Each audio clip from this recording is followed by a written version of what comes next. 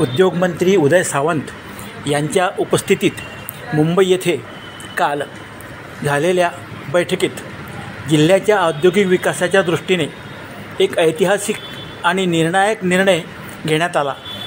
या निर्णयानुसार जिल्ह्यातील सर्व MIDC मध्ये सवलतीच्या झोनमध्ये सर्व MIDC आल्याचे म्हटले आहे। उद्योगमंत्र्यांच्या उपस्थित झालेल्या बैठकीत जामनेरसह जिल्ह्यातील सर्व MIDCमध्ये आता उद्योगाची संजीवनी निर्माण होण्यास हरकत नाही। या निर्णयामुळे आता संपूर्ण जळगाव जिल्ह्याचा D+ झोनमध्ये समाविष्ट झाला असून स्थानिक उद्योजकांसाठी हा निर्णय नवसंजीवनी ठरणार आहे। आपी जामनेरपुरता बोलायचं म्हटलं तर गिरीश भाऊंच्या मार्गदर्शनाखाली जामनेरला गेल्या 6 वर्षापूर्वीच MIDCची स्थापना झाली आहे। टेक्स्टाईल पार्कचे काम प्रगतीपथावर आहे।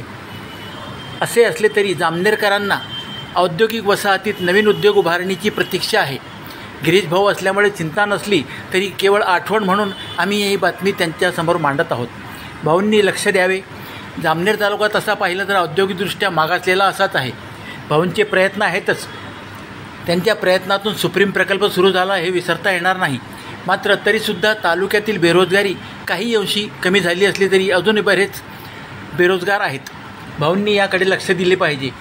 सरकार आपले आहे, उद्योगमंत्रीही भाऊंचे जवळचे आहेत। आता संधी मिळाली आहे तर भाऊंनी संधीचं सोने करून जामनेर औद्योगिक वसाहतीत जास्तीत जास्त उद्योग कसे आणता येतील याकडे लक्ष दिले पाहिजे, जेणेकरून जामनेरचा औद्योगिक विकास जो खुंटला होता त्याला प्रगती येऊ शकते, त्याला वेग येऊ शकतो। जामनेरमध्ये सहकारी प्रकल्पांची वानवा झाली, दुरावस्था झाली हे वेगळे सांगण्याची गरज नाही।